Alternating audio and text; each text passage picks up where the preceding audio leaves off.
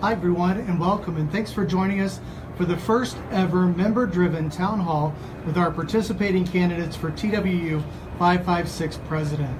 We're coming to you live from the main terminal at the Denver International Airport. My name is Kyle Whiteley, and I'll be your moderator over the next hour and a half as we meet our candidates and get answers to many of the almost 100 questions submitted on behalf of the participating candidates. We would like to thank you for your interest and involvement, and hopefully we will give you enough information to help you make an informed decision when you cast your vote. As we begin today, we'd like to take a moment to mention and remember Gwen Donovan York, who was recently lost due to a traumatic brain injury as a result of a fall. Gwen was a staunch advocate for our union, the labor movement, equal rights, women's rights, the LGBTQ movement, and so much more. Gwen lived her life with the motto, "Deeds, not words." We take this opportunity to honor Gwen for all her hard work for the flight attendants of Southwest Airlines. As a reminder, this is a member-driven town hall, and TWU and Local 556 have not endorsed or participated in its planning in accordance with the Board of Elections instructions. Everyone's time, the equipment, as well as the facilities in the Denver airport has all been donated to make this town hall happen. Prior to us beginning the broadcast, our candidates drew for the positions, for the positions they are seated, and the order will begin, and in that order they will begin taking questions. With all of that said, let's meet our candidates, beginning with 2-minute introductions. A light will indicate to the candidates when their time is over. We will begin with Julie Kahili. Good afternoon. I'm Julie Kahili. I'm a Phoenix-based flight attendant. I started with Southwest Airlines in 1995. I left in 2000 to raise my kids, and I came back in 2015. While I was away, I graduated summa cum laude from college, and I got my real estate license. I've been negotiating real estate deals for the past 15 years, and negotiations is a skill set that's very practical to this position as president. That's the primary reason why I decided to run. Regardless of whether you're negotiating a real estate contract, buying a new car, or a labor union contract, there are certain basic principles that apply. And I want to throw my hat in the game because I know in the past we've had difficulties negotiating the contract. So I'm asking for your vote. If you do not vote for me, just please show up and vote. And I'm very grateful to Corliss and Bill and Kyle for putting this on today. Thank you. Next we'll hear from William Bill Ellers. Thank you, Kyle. Corliss, Julie, thank you for being here. Thank you for helping us put this on to the other team members that are here. I'm William Bill Ellers. Thank you for the nomination to run for president of the Union 556. My background includes college, hotel industry, military, business owner, Southwest Airlines, ramp agent, ramp supervisor, in-flight supervisor, flight attendant based in Oakland, Chicago, Las Vegas, and Houston, where I've been in flight now for 13 years. I did 4 years on the ramp at Sacramento. I've sat on the FAST team, and I'm currently on the CoFair team. I'm in my 17th year here at Southwest Airlines. I look forward to having your vote for the union president, and we can overcome the diversity in the union and move forward for a better contract. Unity through strength, not division. Thank you, Kyle. Great, thanks. And finally, we have Corliss King. Hello, everyone. Thank you, Kyle, for putting this together, for assisting in putting this together. I also would like to thank the other presidential candidates who participated in the planning of this: Bill Bernal, Julie Kahili, Bill Ellers, and thank the members who asked for this to happen. It was our pleasure to pull this together to meet your members' needs. My name is Corliss King. I am a Chicago-based flight attendant. I've been with Southwest since 2003. Been flying and in-flight since 2011. My background is extensive in negotiations in the private sector. I'm a business owner. I've worked for the government as well as for private sector companies. I've experienced a lot of things during my tenure here at Southwest that have spurred me to step up and get in the game. In looking at the presidential candidacy position, I really wanted to bring an opportunity to bring all of the voices to the table. I believe that I represent the regular line-flying flight attendant. I am not a super high flyer. I am a union activist. I'm a mom. I'm a wife. I'm a busy person who's a really good flight attendant when I get on that aircraft. So I think I'm just like everyone else. And we all need a voice at the table. So I decided to step up and step out and throw my name in the hat for president of TWU Local 556. Thank you for having me. Great, thank you, Corliss. Unfortunately, Bill Bernal, who Corliss just mentioned, who played a valuable role in planning of today's town hall, is unable to be here due to an illness. He did send in and ask me to read this statement.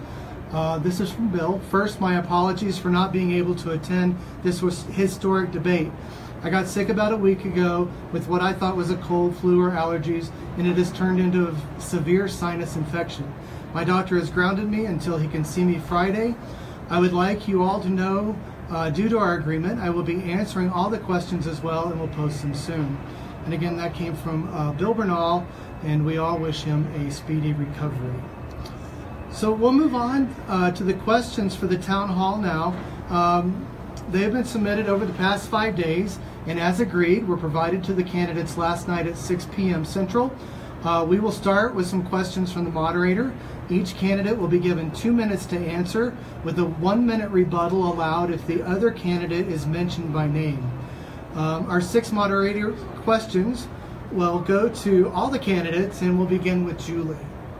Julie, how did this town hall come to be, and were all the candidates asked to participate? Thank you.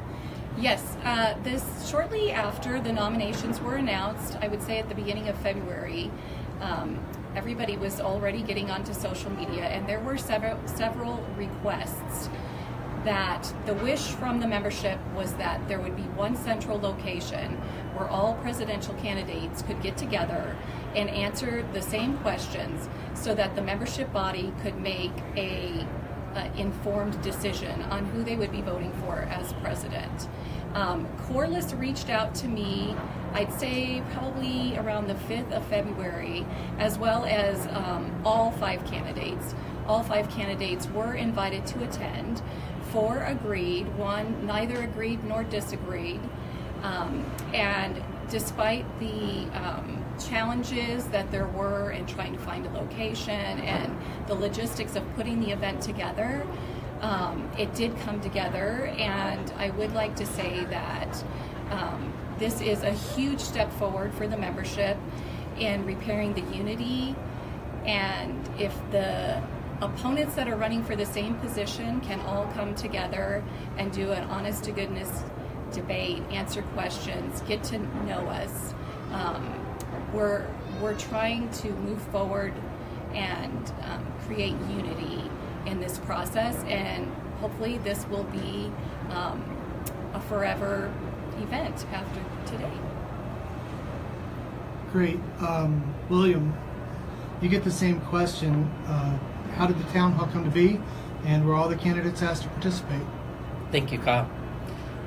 The town hall came to be by demands on social media and Corliss reaching out to us through social media to the other candidates on whether or not we would be willing to entertain a presidential debate or a town hall type setting where the membership could actually be reached in the masses through social media and answer questions they had, and for the membership to meet each individual that was running. It was through communication of the candidates that it came by, and that unfortunately one member neither agreed to nor disagreed to hold this. It was communicating with the Board of Elections because there was no set rules, guidelines for this. This is the very first type of event that is being done here. And that, and yes, all candidates were asked to participate. Thank you, Kyle. Yes, Corliss, same question. I really don't have a lot to add, except that initially Bill Bernal and I spoke before we found out who other candidates were. we kind of all heard the same sentiment about wanting there to be some sort of a central location, a town hall, a debate, some way to see all the candidates, as the other candidates have said.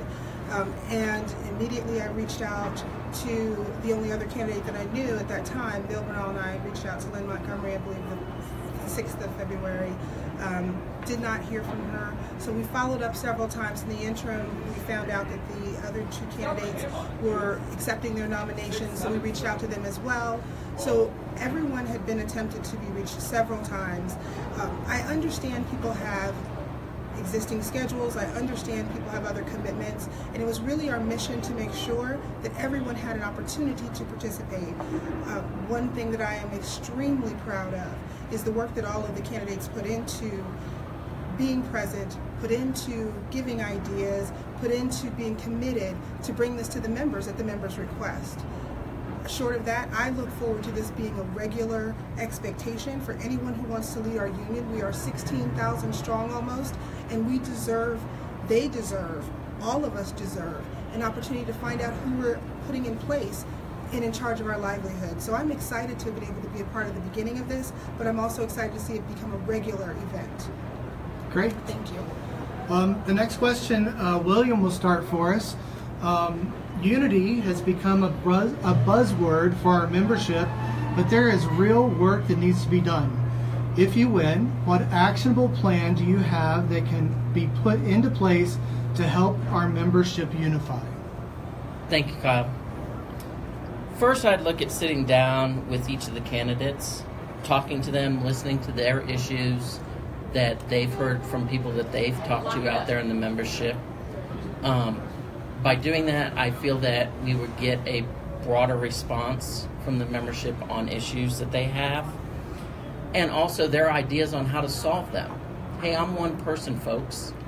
My idea might be great, but together we have awesome ideas, okay? And that's what the president and the executive board are about, along with the negotiating team that will be elected later on. And that is, individually, your ideas might be good, but together they're awesome. I would ask if there's committees they're looking to chair, why, if they don't win in that. What are their future plans in the union? Are they planning on running for the negotiating team? Are they looking to be on the grievance committee? I would reach out through the union, talking to members about what is next. Things that can be fixed, healing, coming together, and the next big challenge for the contract. I'll reach out by means of email, mail, videos. We are a diverse group of people, but by working together, we are strong. We can send a message to management that we are one team united. Thank you, Kyle. Corliss, you're next. We've heard a lot about unity. We've seen the need for unity. I think that what ends up happening is we say what the easiest thing is when we talk about unifying, but nobody's really willing to roll up their sleeves and do the hard work. I'm ready to do the hard work. In doing that, that means reaching across the aisles, reaching across to all of our members, finding out what the membership's interests are, finding out how we can engage them, how we can get them involved in our union, how we can change the conversation from infighting to solidly coming together to work on our issues in our negotiations, our issues in our unionism, our issues in labor in general, and making sure that we understand that the union is not some idea, some utopia, some place you go. It's not a destination. It's here, it's right now, it's in all of us. So when you ask me about unity, I really think that what we're talking about is empowering our members to use their voices. For each of us to say what's important to us, and for our union leadership to figure out how to carry that message to the table, to the boardroom, and out into the world, that's what our members are looking for. We have to do that by leading by example. We cannot have unity with our membership unless we reach out to our membership and include them, and reach out to each other and commit to putting our members first. I really do look forward to a time where we could take the energy we spend on dividing ourselves, on splinter issues, on small factions of our membership that we spend most of our attention on, and channel that attention to the 80 or 90% in the middle. So unifying means hearing all the voices, including those on the sidelines. Thank you. And Julie, what actionable plan do you have that can be put in place to help unify our membership? Well, I agree with Corliss that in order to unify the membership, you do have to make yourself available to the membership, and that they do need to be heard. I think today's town hall is a great example of a step forward that we are taking, hopefully setting a precedent for the future. Once everybody feels like they're heard and we can come up with a common goal, there's always common ground, even though some flight attendants might want one thing and other flight attendants might want another. Once we find a common ground that we can fight for, and we can win, then at that point I feel like there will be some healing and we can move forward knowing that we all worked together for the same common goal. So as far as putting myself out there, I also agree with Bill. Social media and email is probably the most effective way to reach the largest body of people, since we are getting so large. But I definitely am eager to hear what everybody is interested in this next contract, and work towards that common goal. Great, thank you. The next question, we'll start with Corliss. Corliss, do you feel the culture of Southwest has changed? Why, and how do we fix it? I absolutely believe it's changed. And I don't necessarily think it's changed for the worst. I think that we have expanded our brand, we've expanded where we fly, we've expanded our work group. I think the culture is what lives within each of us. I think that we have a really big job to do to not necessarily abandon the culture that Southwest started with, but embrace everybody that brings something to the table. I believe that when we started out as a very small airline in Texas, it was easier to maintain a culture that everybody knew each other, everybody was treated like family. I believe that all those things can still happen, but I think we have to be honest about the fact that we are a corporation and we are being run like a corporation. So I think we can hold on to the culture, but I don't know that I would say we have to fix it. I think we have to embrace what we have now and embrace everybody's addition to the culture. And we make a new culture. And that new culture can be one that embraces other ideas, other airlines, other cultures, international travel. So my thought is, I don't know that it's broken. I think that it's changed, and we have to address and embrace the change. We can do that with respect. We can do that with our core principles. We can do that with the golden rule. But I don't think it has to be limited to what it used to be. I'm looking forward to what it will be. Thank you. Great. Julie, you'll be answering next. Could you restate the question? Absolutely. Do you feel the culture of Southwest has changed? Why, and how do we fix it? Okay, well, having been here from 95 to 2000 and then left and come back, I definitely do feel that the culture has changed. I do understand that the company has gotten a lot larger since back then, and that we have our share of growing pains. However, the camaraderie is kind of diminished and the morale is low. I feel like that could be related to change in management. What I'm experiencing out online are people aren't as assured in their ability to autonomously take on challenges on the aircraft without fear of, some type of discipline action. I feel that we could bring the culture back to that great camaraderie, and if they felt secured that management still valued them. And I feel that the position of president in the union is one as a liaison between management and the workforce group, specifically with respect to these recent rules that have come out. I feel like we could have fought a little bit harder for that, and still can. But overall, I feel the morale and the camaraderie does need a boost. It needs a little boost. We need some triumphs in order to bring that back. Great. And William Bill, how do you feel about the culture? The culture's changed. I started here in 2001, okay, and the company has grown in size. I think that it's the people need to relate to one another and show each other how much we care about each other, because if somebody doesn't know how much you care about them till you show how much you care about them, okay? And by that I mean doing the little simple things. Hey, I'm running off for coffee off the aircraft. Do you girls want me to get you a cup of coffee? Or you ladies, do you want me to get you a cup of coffee? Okay? You know, ask your coworker those questions. That's culture.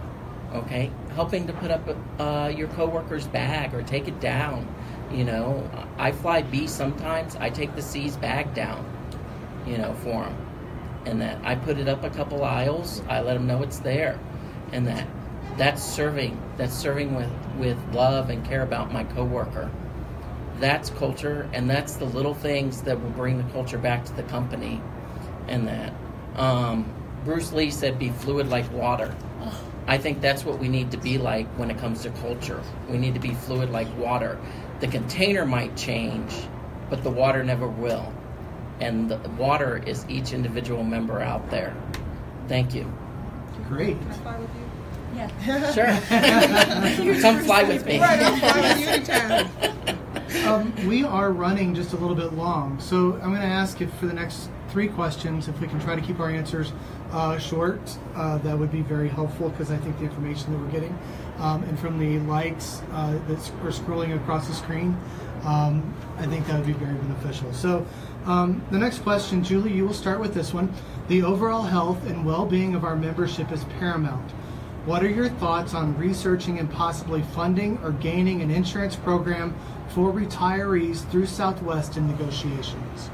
Well, I have given that a considerable amount of thought, and in taking that into consideration, the only entity that I am aware of in today's day that offers a retirement health insurance program would be a government position or a state, certain state and local jobs. As far as corporations that fund those, it would be definitely challenging. It would be worth opening a conversation about it. We would have to get some numbers and find out how it would affect the membership body and the cost over the long term, and if it would be feasible. But if it is something that the majority of the group is wanting to fight for, then it's definitely worth opening that conversation. Great. William, how do you feel about funding or gaining an insurance program through negotiations? I'm all for it. Okay. In the contract, Article 16, 1G actually talks about retirement funding for age 60, 61 up to 65. There's nothing beyond 65. If we could add a line or adapt something into that where the sick bank could be cashed out to cover health care for a certain number of years beyond 65, subsidizing Medicaid, Medicare, I'm all for it. It would be something that we'd have to discuss with the company, see the costs on. Great. Thank you. Corliss? My thought is this. We have people who have paved the way. We have people who have laid the foundation. As we grow, we can't just abandon them. I think it's very important that we respect people who are transitioning into retirement age, that we should not have to have people who are unable to retire comfortably because they're unable to afford to retire comfortably. Part of the job of a union is to protect its members, and retirees are members. Retirees have put in, and they should be able to reap some benefit as well. We would have to weigh out, as they've said, what the impact is and how feasible it is to do.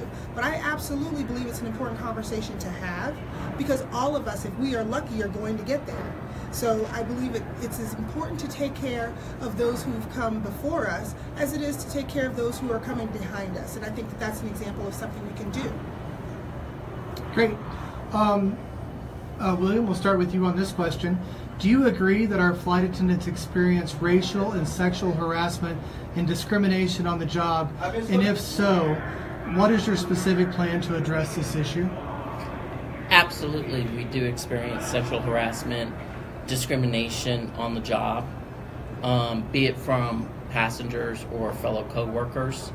My specific plans to address the issue are through training. When I was in the military, we had to attend mandatory training once a quarter on these issues. And that, how come the company doesn't send us something but once a year on it? And it's a paragraph. You can't log into SWA Life till you acknowledge the button, and you got to read 275 pages of policy. And that, how come it can't be a video? And that, a simple 3-minute video on training on sexual harassment or discrimination.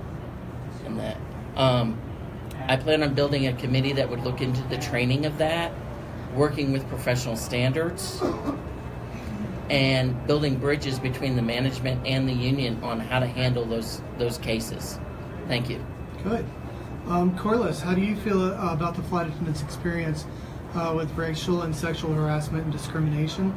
And do you have a plan to address this? Well, actually, my plan's already in the works. One of the things that we've been able to do as rank and file flight attendants is go to management, go to the general counsel's office, go to our senior leadership and say, these are the experiences of our flight attendants. It's unacceptable and we need to do something. We need to make change. There were 5 flight attendants that took it upon themselves to call a meeting with management and bring stories forth of our flight attendants who are harassed on the jump seat, harassed by passengers, who have experienced disproportionate discipline around issues around race and around discrimination. It's unacceptable. And I don't need to wait until I'm president to take action. We stood up and took action then. When we went to that meeting with management, we provided them not just with complaints, but solutions and expectations that they act on those solutions, because this is something that's non-negotiable. The EEOC is very, very clear on what our responsibilities are as a company, and all of us love our company enough to not want to see us in a position where we are litigating discrimination situations that are avoidable.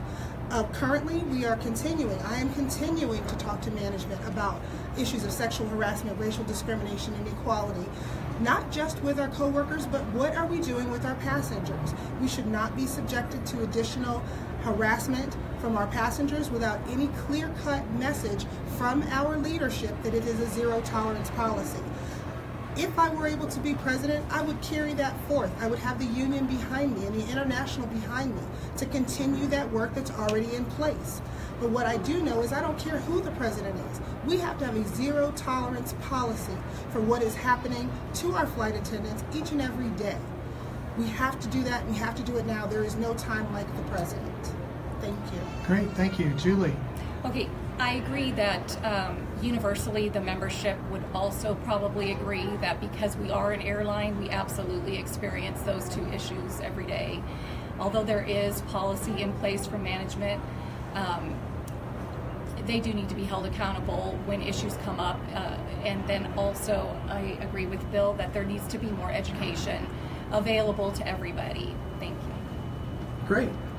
Okay, so at this point in the town hall, we will start drawing questions from the hat. If you will pull the hat over, Julie. The hat contains numbers 1 through 98, and once drawn, I will read the corresponding question from the master list. Each candidate will be given 1 minute to answer the same question. And again, if a candidate mentions another candidate by name, they will receive a 1-minute rebuttal. During this section of the town hall, we will have to take a 2-minute break to reconnect to Facebook Live. The maximum time allowed in one session on Facebook Live is 45 minutes. We will try to take our break between questions, but if we get cut off, we will start again with the same candidates answering the same question. So we will begin with Corliss. If you will park that maybe in the middle, and grab your question out and give me the number. My question number is 93. Number 93. Why does this feel like bingo? Okay. And again, everybody will be answering this question. Would you make executive board meetings open to the membership for non-confidential sessions? Could a member come to the meeting during new business to present his or her ideas or thoughts? That is a great question. I think that we have to be open to innovation in our membership. I think part of the big problem we have in terms of unity, in terms of mobilization and moving forward, is a concern about transparency. So I do think that it would be very helpful in terms of making sure that the executive board is open, approachable, and transparent. However, work would really have to be done to make sure that confidentiality was not being breached, that there was consistency in how things were being handled and what things would be discussed. But I don't think that you have to wait until board meetings to give that feedback. I think that the board should be reaching out and getting micro feedback the entire time. So we have to have additional avenues for our members to be engaged, to be involved. But I do think it's important that we have more communication with our board than less, and I would absolutely be open to figuring out how that would work. Great. William, we're going the other way this time. Would you be open to allowing members in for non-confidential sessions or to come in to present their his or her ideas? Absolutely. I would be open to it. My concerns would be that we don't violate any confidentiality or discuss anything that is confidential that would cause an issue with the union and the company, or the union and a membership that we're discussing something about, and that. But I would be open to members coming in. I would even be open to, if the space at the union building is not available for 100 people to show up and be there at the board meeting, to doing something live like this, that we can videotape it, reach out through that and everything. We have somebody that's sitting there answering the questions coming across the bottom and that. So I would definitely be open to it, as long as we look at the legalities and the confidentiality not being violated. Great. Julie? I also absolutely would be open to it. I don't know how we can speak of unity within the membership body and not endorse this.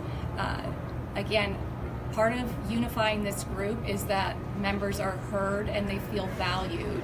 If they're excluded from these meetings, then they're not going to feel heard and valued. So I am completely open to it. I do agree that there would be a set of rules or guidelines that we would have to follow in order to accommodate that, but it's absolutely something that we can make happen. Great. William, you'll take the next question if you will draw a number out of the hat.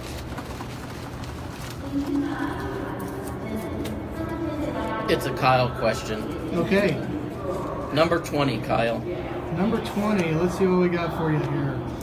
We need accountability for hours worked by domicile executive board members. Would you support requiring them to include in the minutes the dates and times they have been in the lounge? Absolutely. It's part of transparency. I would love to see the dates that they've shown up, worked, and the times that they were there and that. Hey, I've worked several different jobs. I've owned my own business. I didn't like punching a time clock and everything, but you have to have some accountability to the people that you represent, and the domicile reps and the base reps represent those people, and their time spent in the lounge should be tracked with the transparency of that. Great. Julie? Yes, again, I think if you're in a position to serve the membership body, that it is absolutely essential that you do have accountability. I am completely for that as well. Very good. Julie, your turn to draw from the hat. Of course. Oh, I'm sorry. She's got to answer. Oh, my bad. I apologize, It's okay. Corliss. It's okay. I just want to say I absolutely support this, and I would add something to it. Not only would I ask that we have an accountability of time spent in the lounge, but there needs to be consistency with what DVMs are doing in their bases. I think that there's such a vast difference between what you're going to see in, just as an example, in BWI versus what you might see in Denver. There needs to be consistency in what DVMs are doing in bases so that the flight attendants can expect that same consistency when they go from base to base. And that will also help us with mobilizing, with unifying. That consistency is going to be important so that we can also have that same transparency we talked about. So yes, on the accountability of time spent, but also the accountability of what you're doing with your time and making sure that that's consistent across the system. Great. Sorry for cutting you there. It's okay. All right, you've been cut. I know. All right, so Julie, you're next to pull the question. Question number 15. Number 15 says, if you don't win, How do you plan to stay involved with the union and support its mission? Will you pledge to support the next president elected, regardless of who it ends up being? That is a great question, and the answer to that question is, if I do not win, I absolutely will support the president, vice president. Having left again and come back, I'm just getting my feet back into the water with the union. I definitely intend on continuing forward and joining committees and participating and lending any help that I can in any way. I appreciate Bill and Corliss putting this on, and I really feel like we have a bond as far as sharing ideas and things that would advance the membership and the contract and the unity. So no matter who wins, they have my undying support. Great. Corliss. I think I'm uniquely qualified to answer this because I actually ran in the last election and I did not win.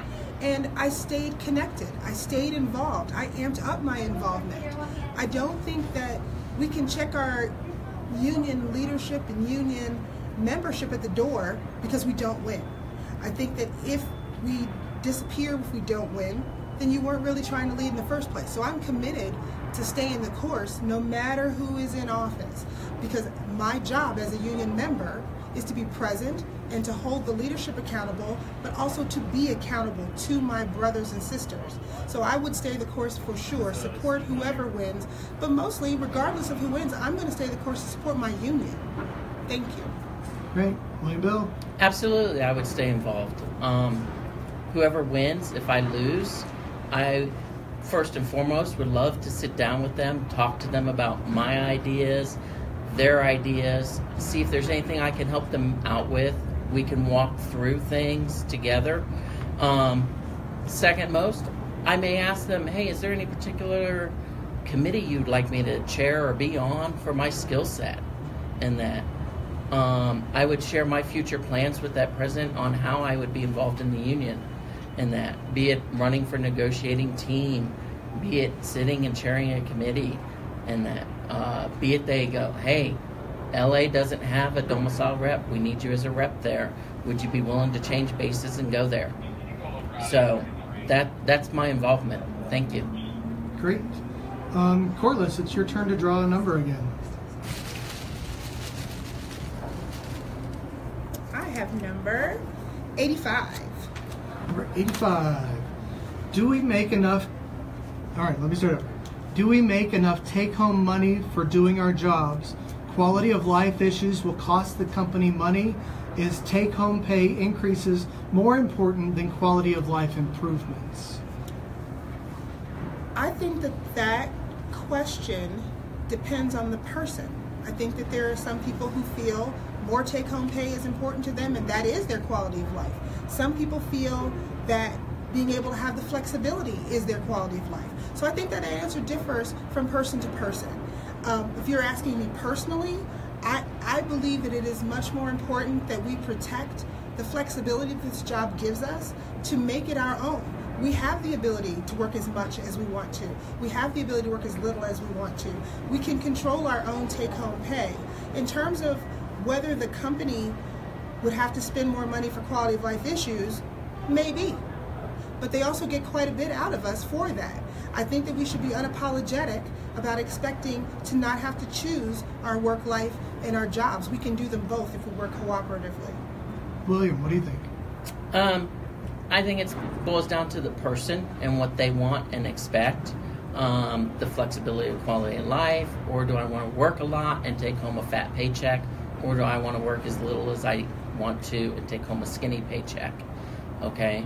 That being said, the company spending money to improve quality of life, I would like to find out from the person that asked the question, or if it was multiple people, by quality of life, do you mean the way we do open time, making it easier and simpler, upgrading technology on the company side, or do you mean the ability to move your trips around, get rid of things as far as that quality of life and that? So there would have to be a little bit more conversation with that person on the exact definition of quality of life to that individual. Great. Thank you. Julie, what do you think? Well, I think For the new hire group or those who are relatively new to the company, I'm sure their answer would be pay, as they are just getting their feet wet and getting in the door and trying to figure out the system and how much money they're actually going to take home based on how many hours that they're working. As you continue on in your career and you become more senior, quality of life issues do become more paramount, especially when we talk about it costing the company money. It also costs the flight attendants money for quality of life issues. Many flight attendants that I know put money on their trips so that they can trade things around in order to have the schedule that they want, only to find out that as a line holder they're being rerouted instead of a reserve. And even to add insult to injury, oftentimes the reserves are sitting right there on the plane. So I think quality of life issues affect everybody. Okay, William, it's your turn to draw a number.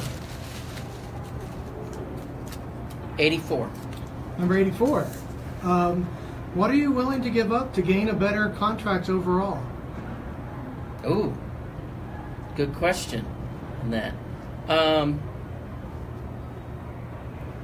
Absolutely nothing in the contract currently. I'll give up the quarterly extra MBL in that. No, seriously, folks, everything's in negotiation. And that, what am I willing personally to give up may differ from everybody else out there in the contract to gain a better one overall.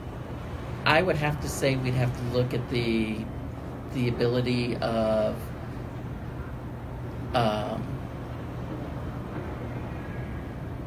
the duty day versus the credits and how we're paid in that.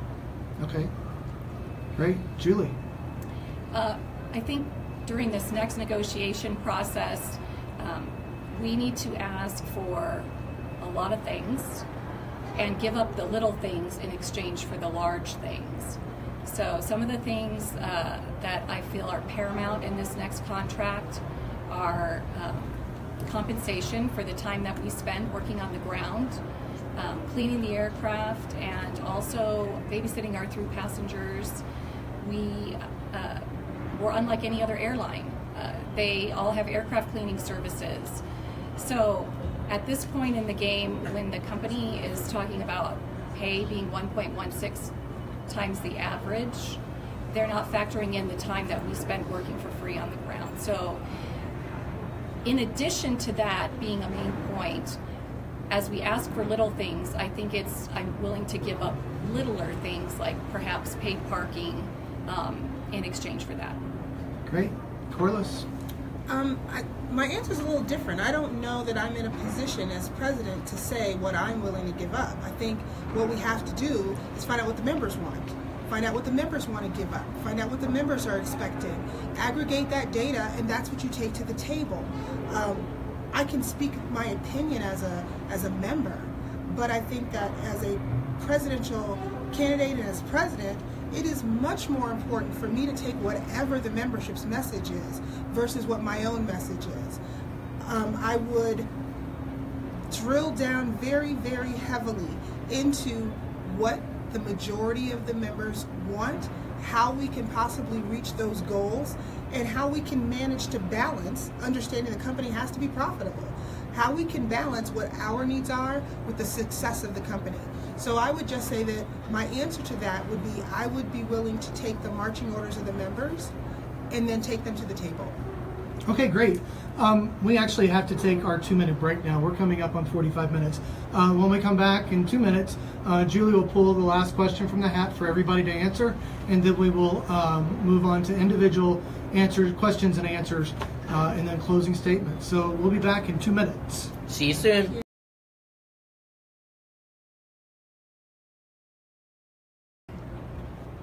We're back. Okay, we're back from our break. We'll resume the questions being pulled from the hat. Our next candidate is Julie, who will draw a new number and get us underway. All right, I've drawn 96. Number 96. Let's see. How do you feel about executive board members chairing committees? I feel great about executive board members chairing committees. They're There are currently executive board members right now chairing committees. There are a lot of committees, and so I feel that they're instrumental in getting the information out as a result of that. So I feel great about it. Great. Corliss? I think it's important. I think that board involvement in the committees is important. It acts as an official liaison between the committee work and the membership and the board for continuity. But I also think it's very important that we expand getting our members involved with committees. I think that we have to do more to open the door to opportunities. It helps build unionism. It helps make everyone a stakeholder in the process. But I think it's important that our board members are on committees and doing the work of the membership between meetings. There's more to the responsibility of a board member than just showing up for the meeting once every month. Great. William Bill? I see it a little bit different. I would actually like to see a role where the board members take over mentoring and coaching and leading the committee leadership, and we tap into that talent of the members that are out there that want to do something, want to be involved, and get involved in the union. And therefore, we can bring that membership together through more people being involved. So I would like to see the board members, the executive board members, step up and be a coach and mentor to that committee chairperson rather than just chairing that committee. They can still stay plugged in by mentoring and coaching committees. But I think it would be more important to teach people coming behind them things that are correct to do on those committees. Great. Okay, so our final question and answer portion of our town hall will allow each candidate to draw a question from the hat and answer it individually. We will try to answer as many questions as possible while allowing time for our closing statements. Just do your best, keep them concise, and let's get as many questions in as we can possibly do. So we'll start this section off with Julie. Julie, draw your number. Number 82. Number 82. Let's see what we got. Have you ever commuted to work? Yes, I have commuted to work. I don't love it, and I'm certainly glad that I am no longer doing it. I can completely empathize with those people who do commute. I would give up my seat on a jump seat if it were the difference between a commuter making it to work or not. It is tough. But it is one of the great benefits that we do have as an airline employee. We do get that choice. It is a choice sometimes that we make, sometimes we're forced to make. But I definitely have experience commuting to work, and my heart goes out to all the commuters out there. Great. William, full question. 14. Number 14, have you been involved with the TWU state conferences or AFL-CIO Central Labor Council in your state? No, I have not. But I wouldn't mind getting involved with them. Texas is a right to work state, so I'd have to do a little bit of research, reach out to TWU International, and find out exactly what's going on with those meetings in Texas. Great. Corliss, pick your number. My number is 74. Number 74. Do you feel drug and alcohol violators deserve a second chance? I absolutely do. I really do. I think that in the day and age where we have legalized marijuana, we have a very tough job, and we have a very unforgiving job. I think people make mistakes. I think we have to understand that we have to adapt with the times. I know other carriers have managed to offer second chance programs. We have really wonderful flight attendants who have issues, who need resources and who need help. And I think that to punish somebody with their entire career for a mistake is a mistake. I think we do a good job of getting them resources and help. As a shop steward, I've seen people who have been popped for a drug test or an alcohol test, and they are terminated, but Southwest does a good job of getting them assistance in the interim. But I think we need to do a better job of protecting our flight attendants and not taking their careers for a mistake. That's just my opinion on it. Great. Julie, pick a number. 80. 80. All right. Rather than holding individuals accountable, the company has changed the rules to increase discipline on all of us. How do you feel about that? I don't feel very good about that. I also feel that the union currently should be fighting a lot harder to change that language. There are not laws, but policies already in place to address these issues. They've been working perfectly fine for the entire time Southwest has been in business. The language that they're changing, some of it is contradictory. For instance, they have a policy where you must be seen in the cabin at all times, but then a policy that you can't be seen eating food. So those types of contradictory policies put all of us in jeopardy, and I don't feel good about those changes at all. I would definitely fight to get that changed back to the language that was previous. Great. William? Number 33. Number 33. If you're elected, what are your plans to prepare the negotiating team for bargaining? I would move, once I'm elected, move to having the negotiating team nominations accepted, the campaign run, those people elected, and be able to sit down with those 4 other members and build a battle plan, an attack plan. Hey, do we want to do a comprehensive submission? Do we want to do article by article? And that I personally would feel article by article. The devil's in the details. Okay? You don't want to submit a whole comprehensive package and have the company slip something in there that gums up the whole thing. Okay? So that would be my initial attack plan. Like I said before, it's a team. It's not I. Okay? Those 4 other people might have better ideas than I do. Good. Corliss? Going in. And I came out with 31. Number 31. Number 31. Right here. Do you feel our current board made a strong enough effort to fight the new classification of work rules? I do not. I was very, very clear and very vocal from the onset. The minute those work rules were announced, I felt that the union could have and should have been more proactive in the conversations with us about it, that they should have been more proactive and receptive to giving us feedback, that they heard us, giving us feedback, that they understood how blindsided I think the membership was. But most importantly, I think that they really dropped the ball in terms of having a comprehensive plan in place, or at least an idea of a plan, so that we could have been prepared to counter or to respond to that. One of the things that I know that I took the reins on personally was not waiting for the union to make a stand, but to go to the membership directly and say, this is what we can do ourselves. Let's write letters, let's communicate those things. So I think that our union did not do well in building trust that they hear us, and we need to do better about that.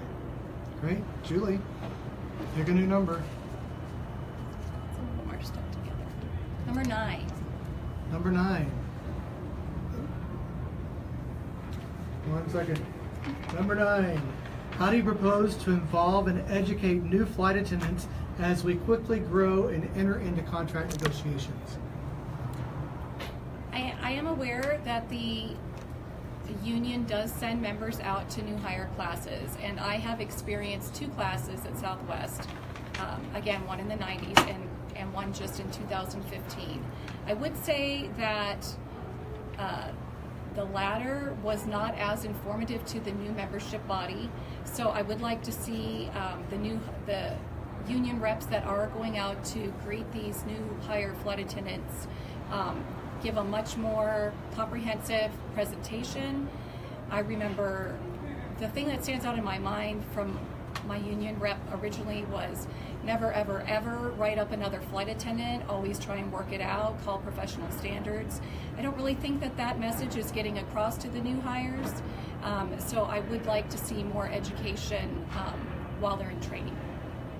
Great. William? Number 29. Number 29. What are your thoughts about the potential of 20 people you may not have run with or supported being elected? How will you build a cohesive board and all work for the membership? Hey, great question. There's approximately 1,500 flight attendants in Houston. I haven't worked with all of them yet.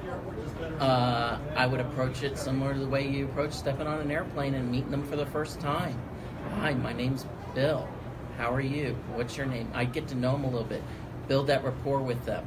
I would be attentive to listen to their ideas and suggestions to me and look for feedback from both parties as we discuss things to build that cohesiveness.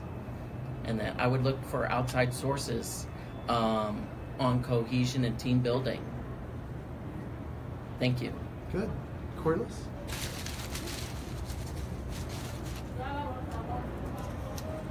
Number 54. Number 54. What ideas do you have to increase voter turnout? Great question. Ideas that I have to increase voter turnout are definitely proactive ideas of having people in bases. We can use our resources. We have shop stewards, having people in bases, talking about what items there are that need to be voted on, how we can get our members to look for their ballots in the mail, as an example. We have shop stewards that we can use for a lot of those efforts. Getting out the vote is so pivotal because that's what's going to show management that we are mobilizing. We're ready. We're ready for these contract negotiations. We're ready to stand our ground. So I would definitely utilize the resources we have. I would also invite technology. We have smartphones. We have iPads. Everybody has a way to be connected. Let's tap into that and hit people where they are and make sure that we are getting to them the information that they need in the way that they can best receive it. And finally, I would make the information easy to get and easy to understand. And I would also make sure that our members understand their role in each election. Thank you. Great. Julie, pick a number for us. 72. Number 72. Can you tell us about a union committee, what they do? One union committee is the Critical Incident Stress Management Committee. They are responsible for reaching out first time shortly after any type of traumatic event has happened, and reaching out towards the flight attendants, letting them know that they're there for them, that they're supported, anything that they need. Good. William Bill, let's see him. Number 56. Number 56, which is, of course, TW 556, so every 556 just came up. So let's see, 56. What are your thoughts on the remaining negotiating team being full-time pools, and what will be your expectation of your team during active negotiations? Being full-time pools is a must. I think there's data and information that they have to sift through and research, both on what is it going to cost the company if we change this, but also research on if the company is asking for this, if we take out the word and make it two separate sentences, how does it benefit the members in just changing one simple word in the contract? I think there's multiple things that can be done with full-time polls on them. What I expect from them is their honest effort and their best foot forward in representing the membership to get us the best contract that we can. Okay, thank you. Good. Corliss, can you give us a number? My number is 13. Number 13. Do you currently support COPE? And as a co-chair of the COPE committee for the TW Constitution, will you be actively involved with the committee, specifically in identifying and addressing legislative issues that affect our work group? Absolutely. We started this talking about Gwen Donovan York, and Gwen's baby was COPE. And so understanding the importance has been drilled into me for COPE. And I am a COPE contributor. I will continue to be a COPE contributor. I think COPE is important because it helps us support the candidates that support labor. And if we don't support those candidates that support labor, we put ourselves in a position where we don't have legislative backing to make sure that our industry, our work group, and our careers are protected. So I am absolutely a COPE supporter. I would take the job of co-chair of the COPE committee very seriously, and I would encourage more involvement in COPE and educate on the importance of COPE. Great. Very good. For those new hires who aren't familiar, that stands for Committee of Political Education. Just in case I'm not trying to answer. Great. Number 79. Number 79. What outside commitments do you have that could take you away from your duties as president? And if needed, would you put the membership first during emergencies? I actually have no outside commitments that would take me away. I'm at a point in my life where I'm old now, my kids are grown. I'm completely dedicated, and I absolutely would be up 24 hours if needed during a crisis. I was caught up in that crisis when we had the meltdown. I checked in an hour after the computers crashed. I was also working during Hurricane Harvey. Fortunately, I did not get stranded like so many others, but I'm completely 100% dedicated. I have no commitments that would keep me from doing that. Great. Number 41, Kyle. Number 41 says, what do you say to members who believe that there is no need for a lifestyle and cultural sensitivity training? Ooh. That's a good one. There is a need. That's part of the diversity, understanding one another, understanding somebody's point of view. Look, you can argue with somebody, but you have to choose to respectfully disagree with that person and not be harmful to them, okay? There could be situations where I might disagree with Julie and Corliss on how to handle a situation as president, but I'm going to respect their input if they're executive board members. I'm going to take their advice. They might see something I don't see.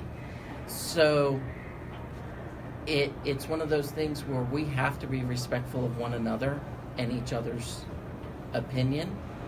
You just don't have to agree if you don't like it. Okay? Thank you.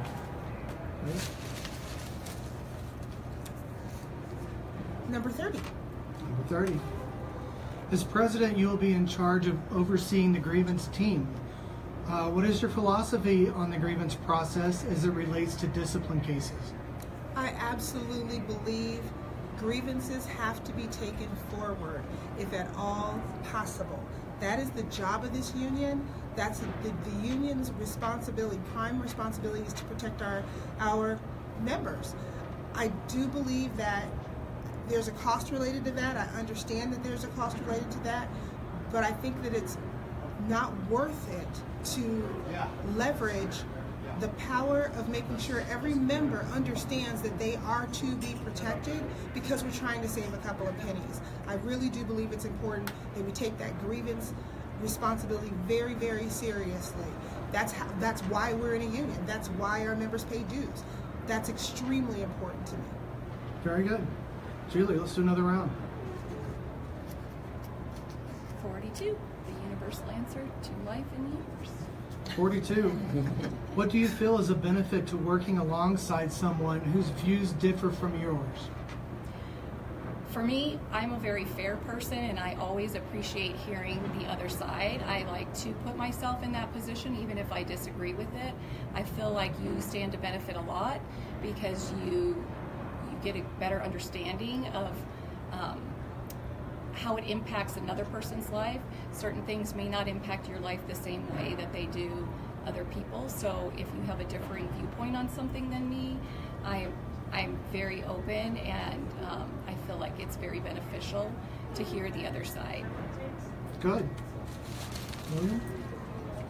68. 68. How many weeks of vacation do you get? I currently get 4. I'm coming up on my 17th year, so knock on wood, I'll be making that 5th week, you know. But that's the number of vacations I get. Great. Corliss?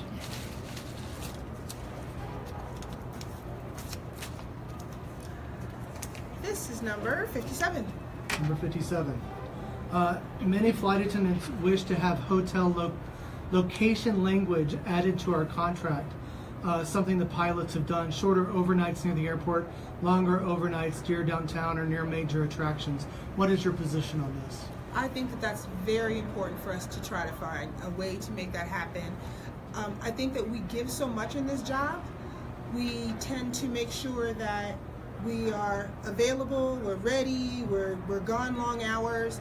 That speaks to quality of life. To be able to have a location where you can go and get some food, you can walk around, get some exercise, see some sights when you are away from home, makes it a little easier when you're stuck. I think it is just as much a quality of life issue as anything else, and I think it's important for us to do. I understand the efficiency of the operation, but we have an obligation to take care of our flight attendants and make sure that they're comfortable on their overnights as well. Great. We've got time to do 3 more questions. Good. 48. Number 48. Where do you stand on minimums and maximums? Do you think the company wants this? Should flight attendants be required to work on the plane even once a year? I stand firm on no minimums and no maximums. I definitely think the company would like to put some language in the next contract regarding that. However, that's why we're so great. That's why Southwest is so great. We don't want to take away what we already have that is so great. We just want to add to it. So I definitely feel like we need to keep that language in there, that there are no minimums and no maximums. Good. William? Number 43. 43. What 3 words best describe your character? Loyalty, honesty, and a servant's heart. Thank you. Good. Corliss? 62. 62. What qualities and qualifications will you be looking for regarding the appointed NT positions? Great question. I think that we need to do a better job of reaching out and finding out who our talent is across the system. I would look for someone who has experience with negotiating, but I don't think it has to necessarily be negotiating with the union. I think a lot of negotiation can happen in a lot of ways. We have a lot of flight attendants who bring a lot of things to the table. Someone like myself has negotiation experience with the private sector. We can't keep discounting that and thinking that the only people who are capable are people who've negotiated for this union or worked in the union office. I believe that it's also important to have someone who's detail-oriented, who is capable of culling through the data and drilling down and finding out what the most common denominators are, who can be fair and objective, and who can put their own personal needs aside with the servant's heart for the membership. So those are the qualities that I think are most important. Good. We can do another round. Awesome. Awesome. Get as many in as we can. Yeah. 97. Number 97. If you commute to work in Dallas, will you consider your commute as part of your work day, or will you be there first thing ready to go Monday mornings and leave after work on Fridays? Well, I would move to Dallas, so I would not be commuting, but hypothetically, if I commuted, I would be ready to go first thing Monday morning and stay all through the week and then leave Friday after the office closes. Good. William? Number 35. Number 35. Prior to this election, have you attended any picketing events for any other work group, or did you attend the picketing event in August of 16 for our contract? No, I did not.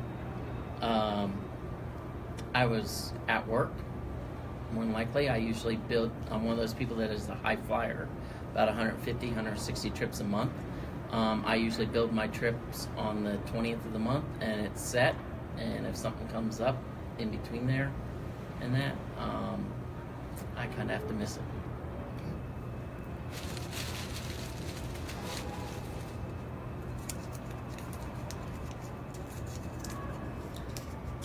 Question number 2.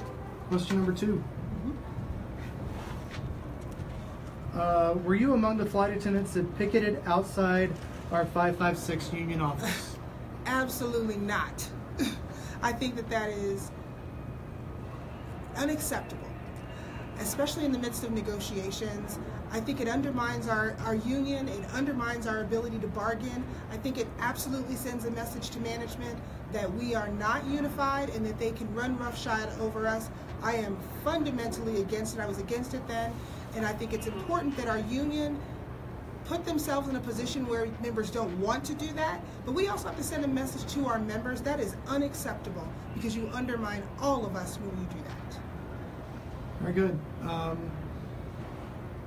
If we can, if you're open to this, I would like to go back and ask a question from the moderator that we didn't get to. So if we could get just 1 minute answers, and the same question will go to all three of you, if that's all right. In a perfect world, what would be the primary thing you would negotiate to add to our current contract? And negotiations being give and take, what would you be willing to compromise or offer? And then what is your main thing you will not negotiate away, your line in the sand? Let's see, we are starting with Julie. But my primary thing, the thing that I feel is the coup de grace that we have been fighting for years and years, is to either be compensated for the work that we do on the ground, or to get some type of aircraft cleaning service, and language in the contract that we are officially on a break in between those flights. I feel so many people have been working for free for so long that would be my primary. I feel that quality of life issues such as the hotel issue that came up earlier are a strong second, and then there are multiple other small issues that other airlines have that we don't have. Again, the paid parking, getting commission on liquor sales, those types of things. So my line in the sand would be that compensation for the work that we do on the ground, but I would be willing to give up one of the lesser things like commission on liquor sales. Good. In a perfect world, we'd all fly one leg, 20 hours on an overnight at a hotel downtown or a beach, right? The primary thing I would imagine in contract negotiations would be the overhaul of the reserve system, okay? What I'd be willing to give up would be give the company their 24/7 clock that they want to go to. The absolute line in the sand would be minimums within a calendar year. Thank you. Good, Corliss. My add to the contract is around, in an ideal world, personal time off. I think that if we could find a way to give personal time off, or a way for us to not have to sacrifice an entire 3-day trip if your child has a short-term illness or you have some other extenuating circumstance, because we give so much time and we can be stranded and we can be rerouted and we can be held out. I think that the trade-off to that should be that we have some ability to have some personal time off that is not sick time. The other thing that I think I would really say would be an ideal add to our contract is protections for people on OJI, people who've given their bodies and given of themselves and been injured doing this job. How do we make sure that they're protected? How do we get them back to work, and how do we get them well? The things that I would be willing to give up, I think they can have that extra MBL back. They can have that back. Okay, so thank you, candidates. We will now be moving to closing statements. You will each have 2 minutes, and we will begin with William Bill. Closing statements. Thank you for allowing us to do this. Thank you for everybody that's here supporting us, that put this on. Thank you, Julie. Thank you, Corliss, for being here and coming here. Thank you for reaching out, putting this together. I think this means a lot to the membership, and that irregardless of who you're voting for, if you've already cast your ballot and voted, awesome. We commend you. We applaud you. If you're sitting on the fence and you were waiting to decide on who to vote for based off of this, because you heard it was coming out, and that, reach out to us, ask questions. If you're one of those people that are thinking, hey, I don't need to vote, so-and-so's got it in the bag, I don't need to send my ballot in and everything, think again, okay? There were 4 states in the Union that would not be here if it wasn't for one vote, all right? Adolf Hitler wouldn't have won his party election if it wasn't for one vote. There's numerous historical facts on what one vote can do. So if you're sitting there thinking your ballot doesn't matter, fill it out, send it in, and your vote may make a difference, okay? And that. Reach out to us if you're uncertain about questions, all right? You can reach out to me at swaehlers@gmail.com. Okay? The other candidates, I'm sure, have methods in which you can reach out to them. I appreciate each and every one of you, and I thank you for the opportunity to be here and to talk to you through this event. Thank you so much. Great. Corliss, your closing statement? I am so excited about seeing this come together, about it being a member-driven request, and that the leaders that want to lead your union were able to come together and bring that to you. It starts the groundwork for proving we're listening. I believe it's important that we change the dialogue and we change the narrative, and we decide to start today to not allow our union to be taken up by petty, trivial things. We have a lot of work to do. We have onslaughts coming from all over the place. We have internal fighting. We have the Supreme Court that is this week going to hear opening arguments for Janus. That's an attack on unions across the board. So anytime we are spending attacking each other is wasted time. I say there's a reason your windshield is bigger than your rear view mirror. We have to look forward. We have to be forward thinking. We have to be willing to put ourselves out there and change that narrative. I think that you see a new tide coming. We have a lot of people who are willing to step up and to stick their necks out and put their money where their mouth is. We just need you, the members, to back up those leaders, back up those people who want to lead this union and who want to make a difference. I am so proud of the people sitting here, of Bill Bernal for being here in spirit, for all of us who were willing to take our time to answer the members' call. That said, I really do believe we have to respect all of the contributions that we all can bring. I think that there's value in each person who's sitting here. I believe that we have to be honest about what we are willing to do and what not to do to move this union forward. But mostly, I want to thank the silent majority, the people who are sitting at home, the people who sit on the sidelines and watch, and cast your vote based on who you want to represent you, the spirit you want to represent you, and the way you want the union to go. I'm excited about the opportunity, and I'm looking forward to the future. Great. Julie? Finally, I would just like to thank everybody who is currently watching this live stream out there and encourage you to share with your friends that this will be going on to YouTube at a later point. So if your friends are flying today and can't tune in, they will be able to watch this. I would like to encourage everybody to listen to our answers. Also, Bill will be submitting his answers as well. Read his answers and Lynn's answers. Make a educated decision, but please make a decision. Please cast your vote. Tell your friends to vote. You've heard from all of us, and we welcome the opportunity to serve you in the future. It has been my pure joy and honor to be here with Bill and Corliss and Kyle and our tech guys who are working hard behind the scenes to make this happen. Hopefully we are pioneering a way in the future that this will become the norm for future candidacies. So thank you again for this opportunity, and don't forget to vote. Great. Well, thank you all very much. On behalf of the participating candidates, again, we thank you for taking the time to watch today's town hall. Again, we wish Bill Bernal a speedy recovery and thank him for his participation in getting this town hall to happen. We also wish to thank Josh Rosenberg and Rick Horton-Flynn for helping us get the video out live and for the recording that will be added to YouTube later today. Voting is currently underway, so if you need additional information on the election or how to obtain a ballot, please visit the TW 556 webpage at tw556.org. Again, thank you all so much for being with us, for submitting your questions, for being here to answer our questions, and have a great day. Thank you.